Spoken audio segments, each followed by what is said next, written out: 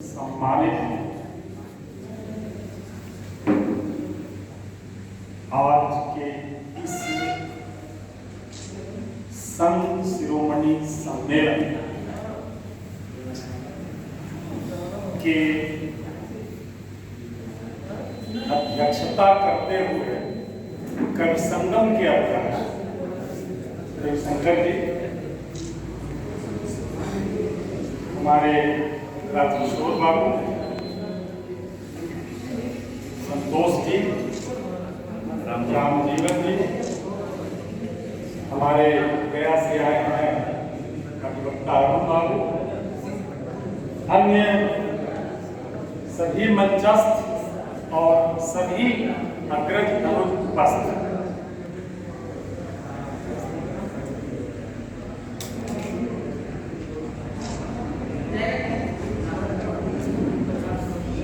अभी वहां से हमको उन्होंने पुकार दिया कि एक और कवि। मेरे मन में आज थी कविता न करने की, मेरे मन की इच्छा थी कि आज कविता न करो, आज गद्य प्रलाप करो। गद्य भी काव्य बन जाती जी, एक सभी भी कविता का जी जी।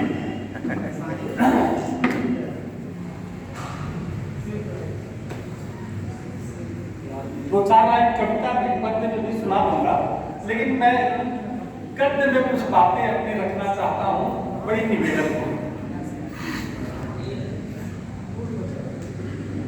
दो महत्व वक्ताओं ने, एक अध्यक्ष जी ने और एक माननीय विधायक जी ने, दो महत्व वक्ताओं ने बताया कि संत रैदास और संत कबीरदास निर्गुण भक्ति शाखा के कवि और महापुरुष थे, ऐसा साहित्यों में भी वर्णन है। मेरे मन में एक बात उठ रही थी, यह सुनने के बाद ईमानदारी से हाथ जोड़ के निवेदन करता हूं, मैं एकेडमिक स्तर में छठा से लेके एमए तक या डबल एमए तक या और अन्य पढ़ाइयों में मुझे सरकार के द्वारा साहित्य की डिग्री न दी गई। मैं इतिहास का विद्यार्थी रहा, हिंदी की डिग्री, साहित्य की डिग्री मिली है, हिंदी का और संस्कृत की डिग्री नहीं मिली। इतिहास का, प्राचीन इतिहास का और अंग्रेजी विषय से मैंने डिग्री।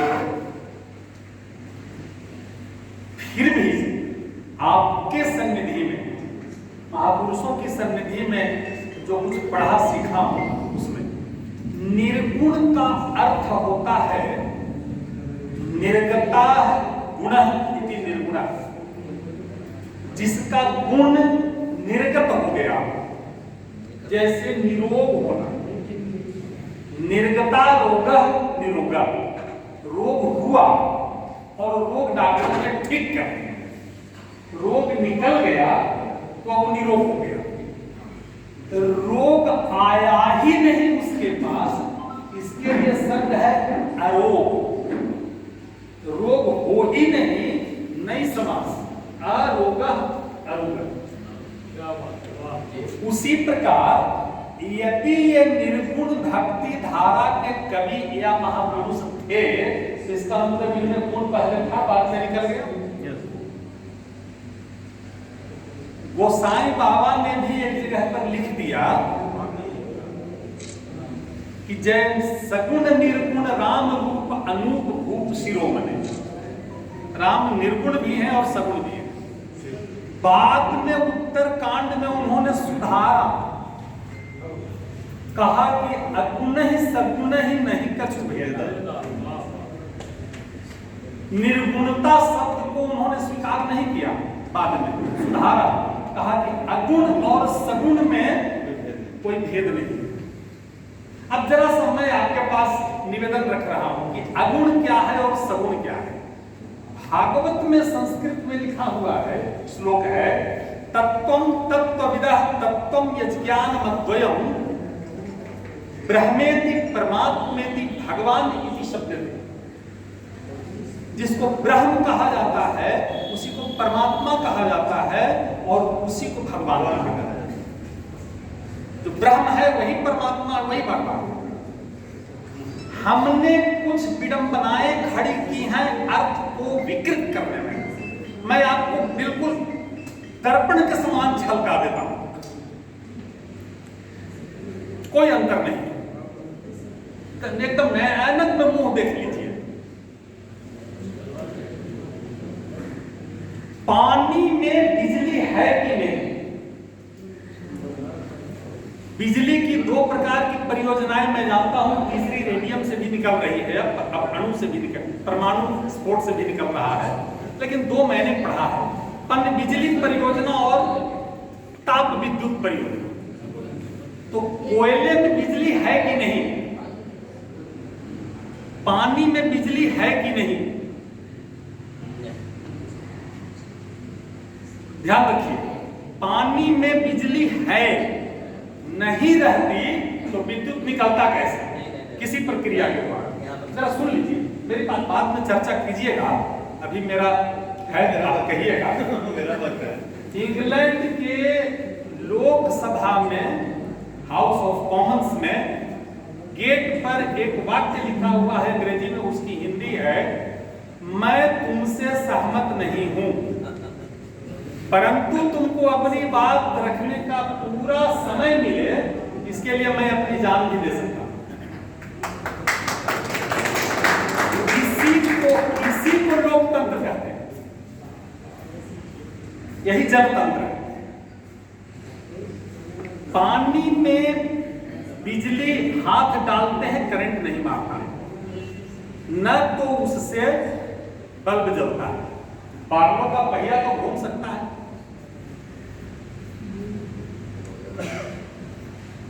डायनमो तो उसके गिरने से घूम सकता है, थर्मल पावर से डायनमो तो घूम सकता है, कोयले में बिजली नहीं है, न किसी प्रकार का गुण है और न वो दिखाई देता है, न प्रॉपर्टी है और न दिखाई देता है। लेकिन वही बिजली जब उसमें से निकल के किसी वैज्ञानिक प्रक्रिया के द्वारा उससे बिजली उत्पन्न करके 132 kVA से प्रसारित किया जाता है, प्रवाहित किया जाता है, तो उसमें गुण तो बिजली का आ गया, दिखाई नहीं पड़ रहा। तो जहां न दिखाई पड़ रहा है, न त्वचा को स्पर्श हो रहा है, ज्ञानेंद्रियों के द्वारा प्रकट नहीं हो रहा है और दिखाई भी नहीं पड़ रहा है, उसको कहते हैं अगुणता। इसी को ब्रह्म कहते हैं। ब्रह्म की अवस्था यही है जो ज्ञानेंद्रियों के द्वारा भी पता न चले और आंतरिक इंद्रियों के द्वारा भी पता न चले। जल शुद्ध 4 डिग्री पर अशुद्ध जल स्वादहीन, गंधहीन, रंगहीन सब होता है, ये अगुणता है। परंतु वही बिजली जब 132 kVA में जाती है तो 8 फीट के अंदर से आपको मार देगा काम। गुण है उसमें, परंतु दर्शन नहीं है, आकार नहीं है उसका। यह परमात्मा का अस्तित्व है।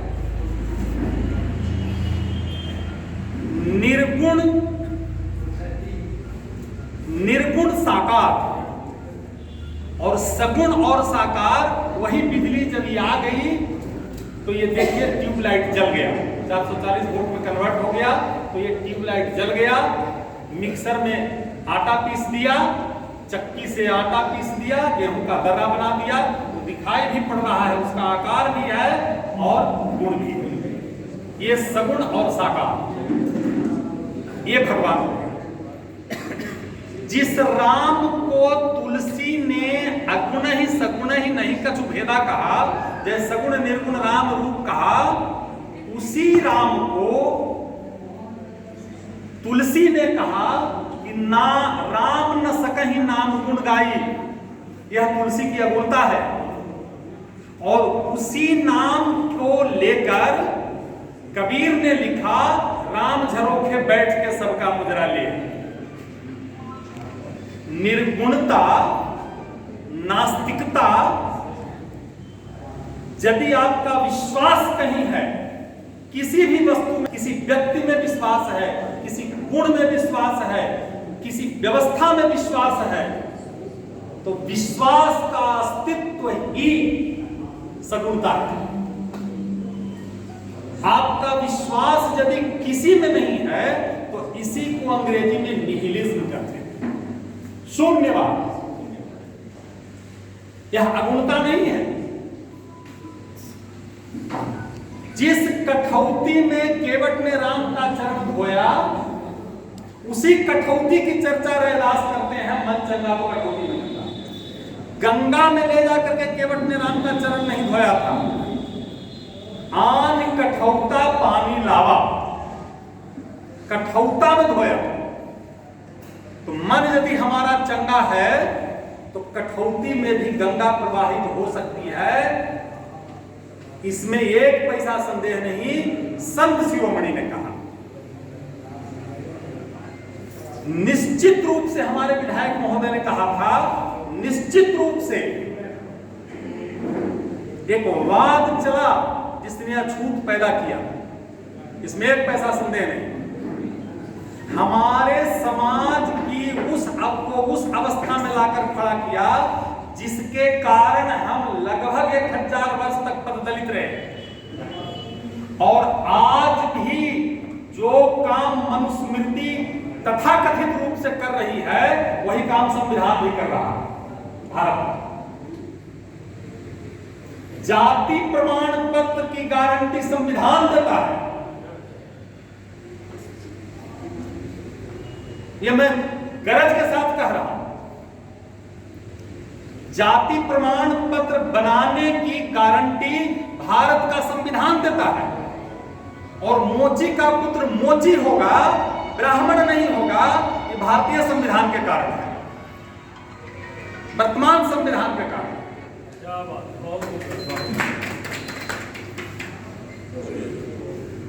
इसलिए तब भी और अब भी हम वैदेशिक मानसिकता के या और अन्य प्रकारांतर से गलत मानसिकता के फेरे में पड़े हुए हैं। और जिस वाद को आप नाम दे दें ब्राह्मणवाद, जो नाम दे दें आप, नाम देने की व्यवस्था है, जिस वाद के कारण ये पनपा, मनु के तो पुत्रों में से कोई न ब्राह्मण था न कोई शूद्र था। आदम और हव्वा, मुसलमानों के यहां न कोई ब्राह्मण था, न कोई अंसारी था, न कोई शेख था।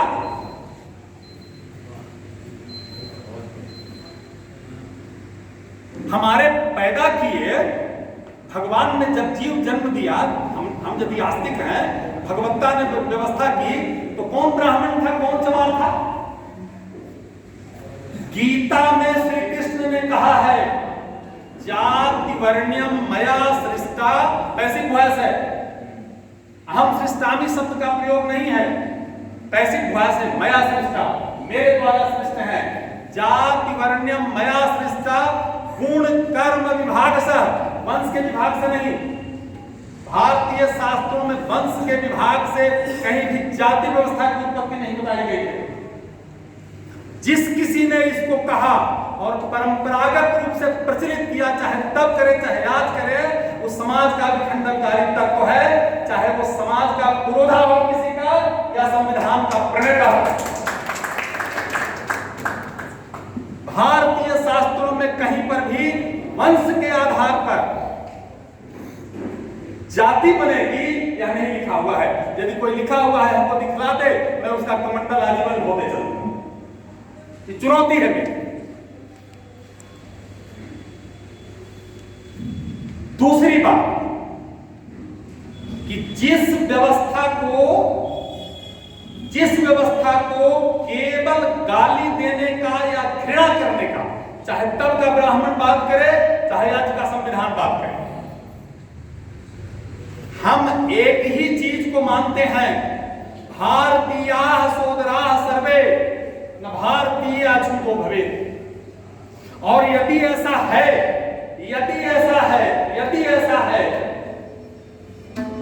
तो हमने अपने पिताजी की मुखाग्नि क्यों महतर से करवाई? यदि ऐसा छूना नहीं चाहिए था, हमको छुपाना नहीं चाहिए था, हमने अपने नाई सिरचंद काका को हमने अपना पट्टी छटवाया है, दोनों ठेहुना से मेरा सिर पकड़ लेते थे, चाप लेते थे और मूड़ देते थे। नाम उनका था सिरचंद काका। और कभी हमको उन्होंने लाल बाबू नहीं कहा। अरे लंबा कहां गए, कहां गई व्यवस्था, कहां चली गई? मेरे ऊपर में बहुत दिन नहीं हुए हैं, मेरी उम्र 60 साल होने जा रही है। मेरे ऊपर में 2 भाई 1 बहन की मृत्यु हो गई थी, मर्जियाई पर मैं पैदा लिया था। मेरी मां ने मेरे पैदा करने वाले डॉक्टरेस, जिसको दाई कहते थे, देहाती भाषा में उसको चमैन कहा जाता था, उनको मेरी मां ने पैदा होते उनको बेच दिया 1 रुपया में। और मैं जब तक वो मां मेरी जीवित रही तब तक मैं अपनी नौकरी का साल में 2 बार दशहरा और होली उनको साड़ी ले जाके जरूर देता था। कि मैं हूं, मैं कह रहा हूं। कौन कह रहा है? स्त्री वैष्णव तिलकधारी कह रहा है। ये हमारी सामाजिक व्यवस्था है, कोई क्रोधा इसको तोड़ नहीं सकता है। और जिस किसी ने तोड़ने का प्रयास किया उसको कोई रैदास, कोई तुलसीदास, कोई कबीरदास खड़ा हुआ और दलित किया। तीसरी बात,